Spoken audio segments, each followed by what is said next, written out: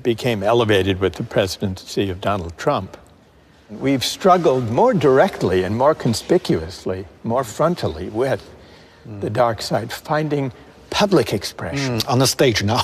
On the stage, public expression, rather than kept at the margins and at the periphery. And finding a voice in the media, and in social media especially. And now in a presidential campaign that will be a rematch of the one from last time. We've seen as a backlash against elites, especially against well-educated elites, professional elites. Donald Trump has been very effective at tapping into the grievances of people who feel they've been left behind and looked down upon. Humiliation. The politics of humiliation.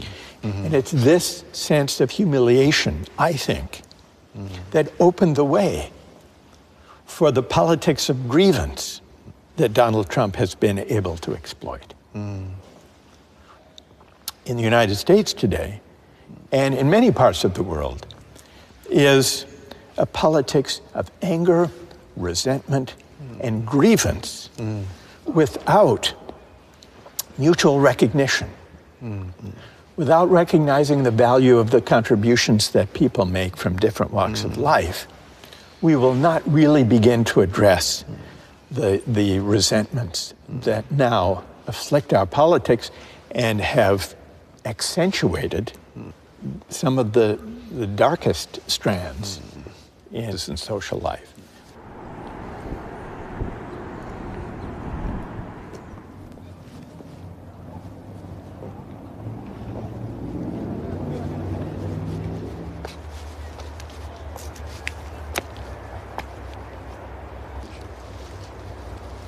我想大家去国子监，在中国这个 meritocracy 是这么的受尊重。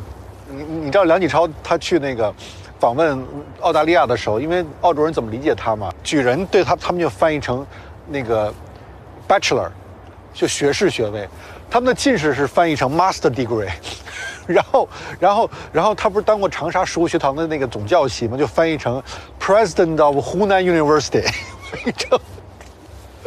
所以很逗。所以误读，我真的挺想带你去看国子监的，这特别对着他这个写的书的感觉，加上拼音线。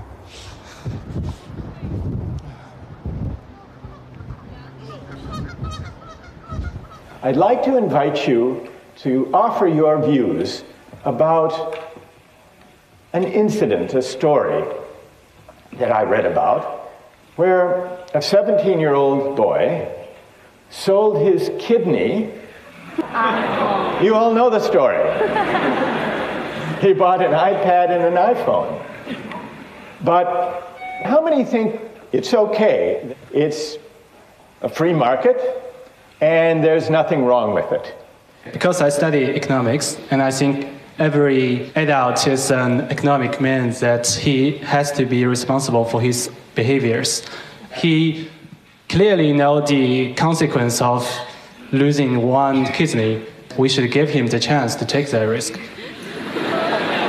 To choose for himself. A lot of people agree with that. All right, that's very good. So I would like to hear from those who object. Yes. And stand up. Well, I think it's wrong because give your kidney to others. Maybe you feel it's okay, but in fact, for the respect of a person, it is not respect of life. Okay, that's very interesting.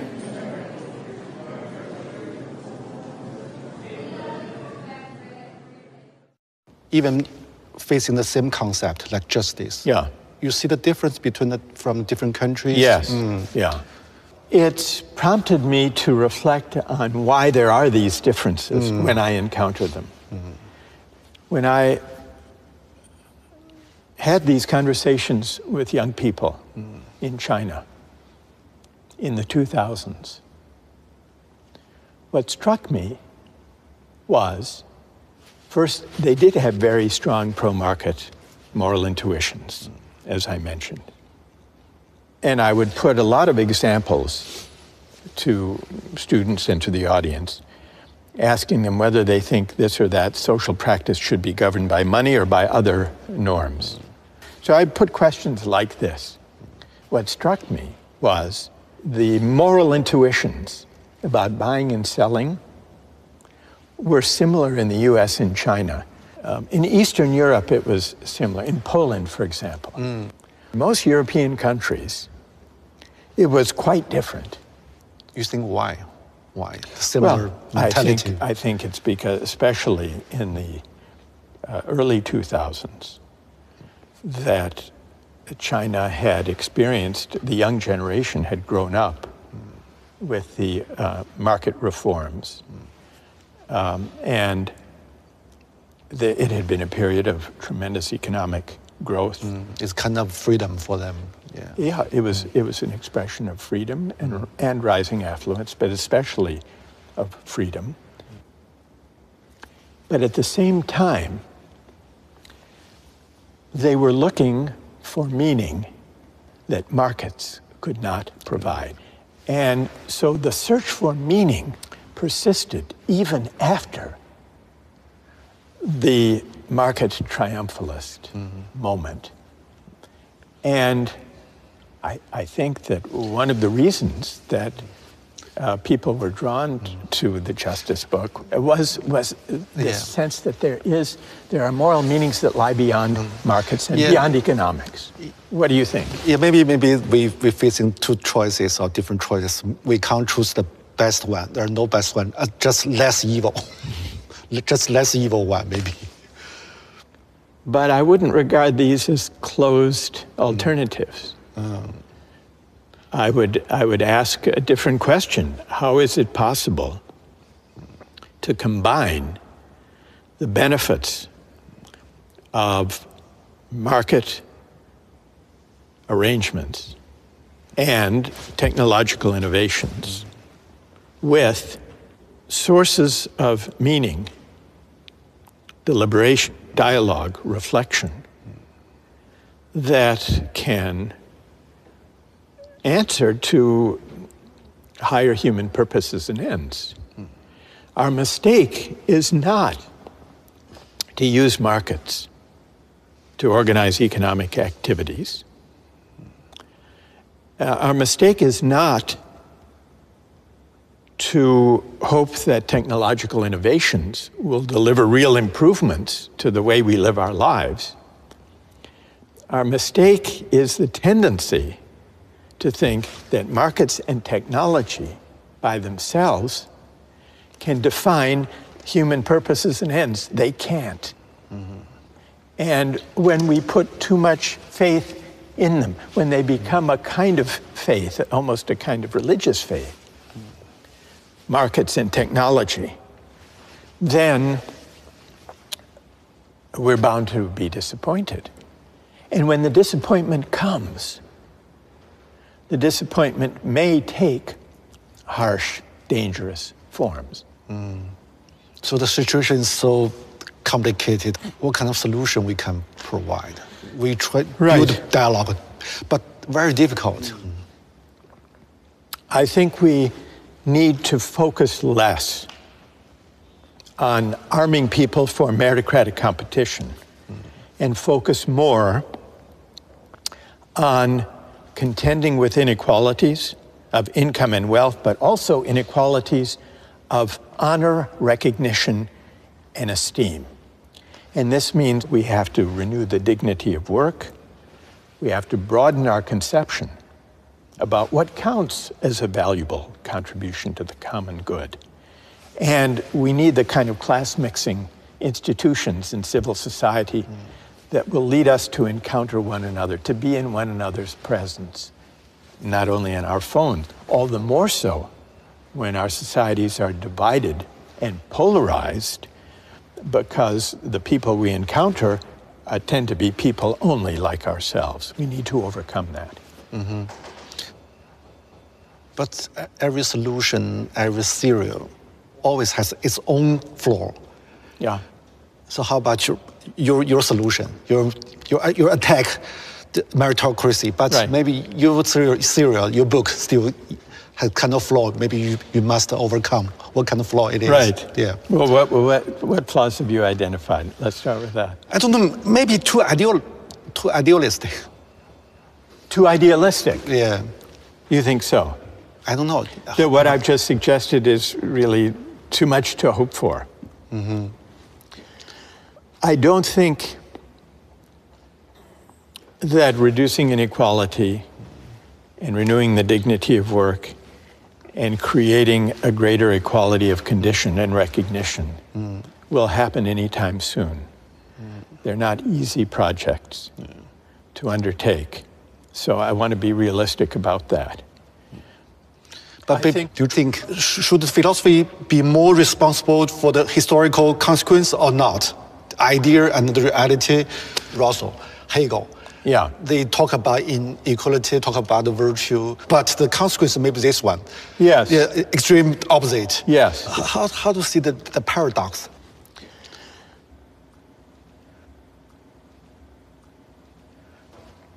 If one thinks, and I, as I do, that philosophy is always situated in the world, that philosophy should attend to the world, then philosophy cannot be indifferent, and the philosopher cannot be indifferent to the way in which various people or parties or movements implement philosophical ideas. So there's always an interplay between political practice and the philosophical ideas that inform it. And often they can go off the rails. They can go in very dark directions that the philosopher may never have wanted or anticipated. That's always a danger. That's one of the persisting dangers of philosophy. The part of Hegel that has led political practice astray in wrong direction, that teaches that history has a single ultimate destination,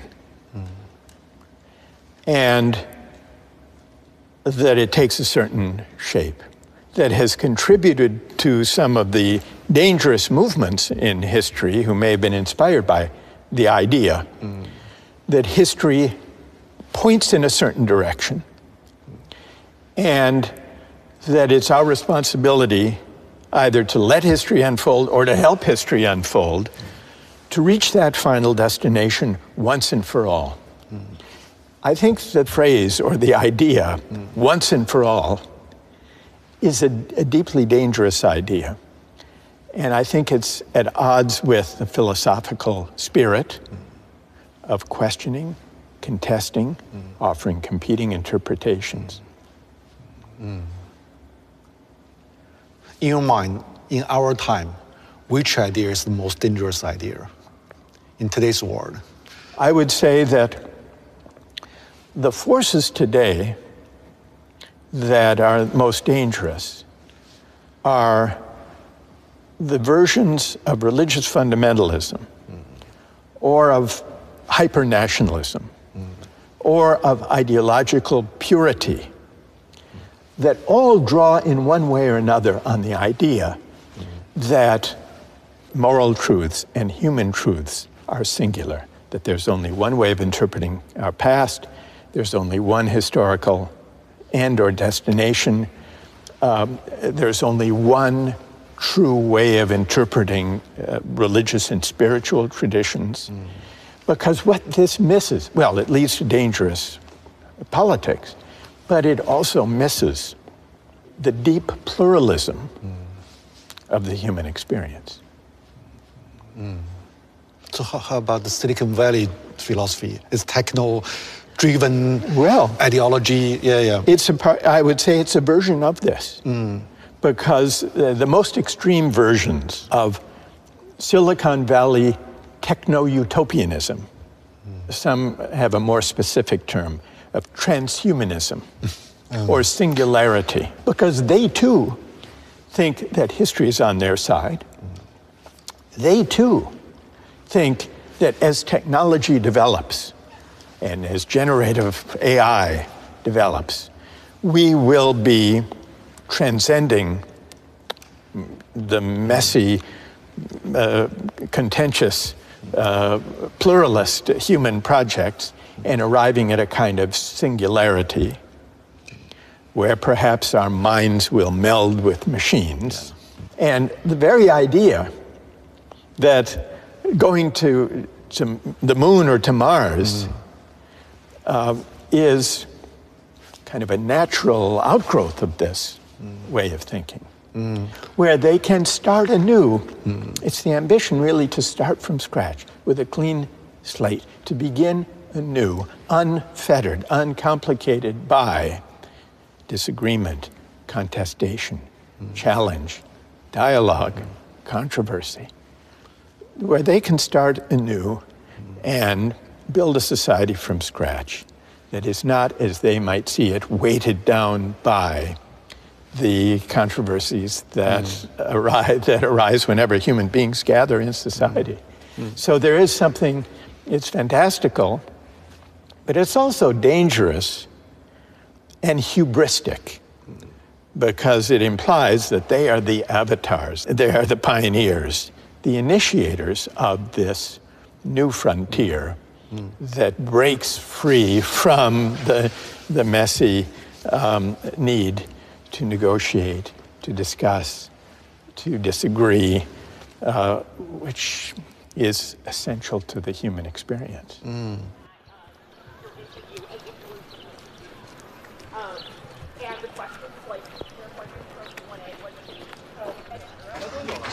我啊，8月来的，哦，都快这个快结束了是吧？对，6月结束1年。我们进来吧。而且你是哪天到的？前天刚到。哦，所以还有时差吧？有用户现在。如果从他第一本书一直到现在，这40多年过去了嘛，你觉得他身上一以贯之的这个逻辑，或者他的一个对世界理解的方式、视角是什么呢？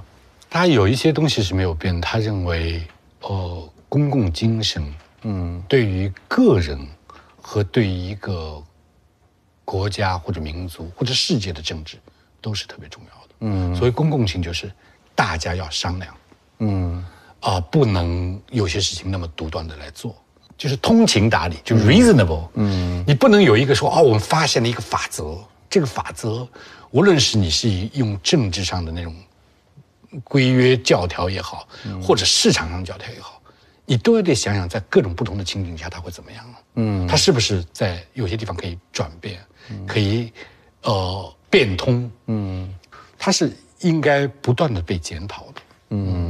但我们的教育特别容易给我们这种思维方式。对，像绝对主义和相对主义这样的问题，你没有办法用一个完全的论述来给出一个好的答案。但是只要我们回到生活的场景里、情景里，更好的方式总是有可能的。那么就让我们去找那个更好的方式。我们不要总体性的解决问题，对，要回到非常具体的那种状态里。当然，这个具体的问题，我们会有一些哲学的想法，一直能够启示我们去探索。大家相互讨论啊，理性的推论啊，它是一套生活方式。如果真的有这套生活方式，让我们寻求更好的办法，总是有可能的。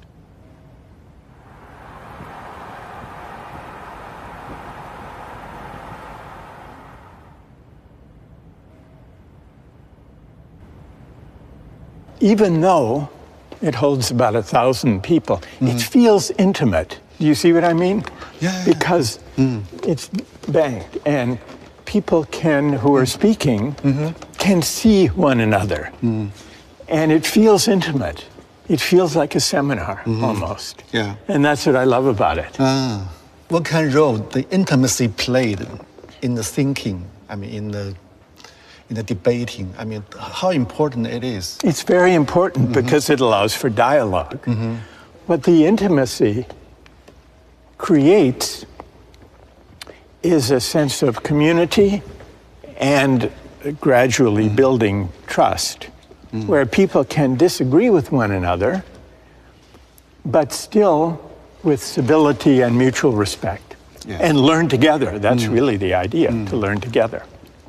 I'll put a question to students, and it's a kind of journey together.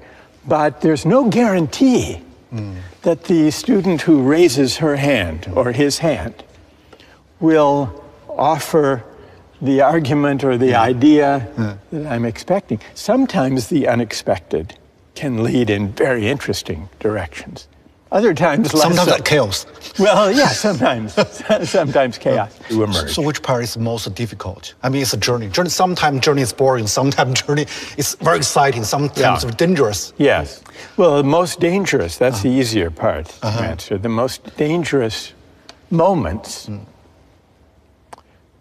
but in some ways the most important moments, are the ones where the questions we're discussing come closest to the personal feelings and convictions of students.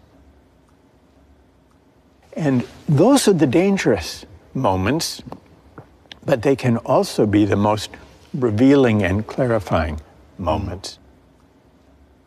What I try to do when I teach is to bring philosophy down to earth, to show students how they have a stake in what famous philosophers of the past have written. Philosophy does not only reside in the heavens, far beyond the world in which we live. It inhabits the city. It informs our everyday life.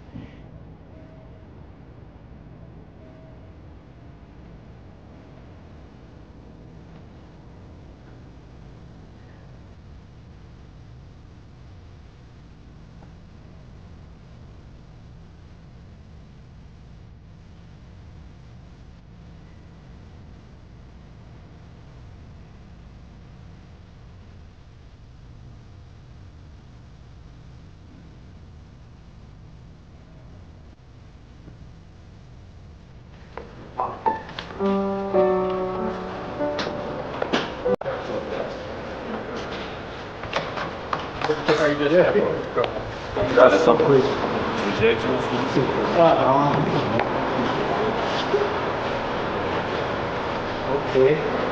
See you next time. Okay. Okay. All the best. Okay. Thank you so much. See you. Take care. Bye-bye. Bye-bye.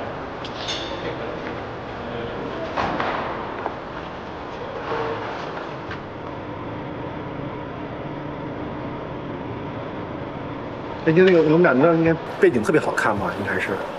我回去好好练练英文，我英文不行。你昨天不是刚说过不练了吗？就专注自己的事儿吗？就今天可能觉得练英文也是自己的事儿。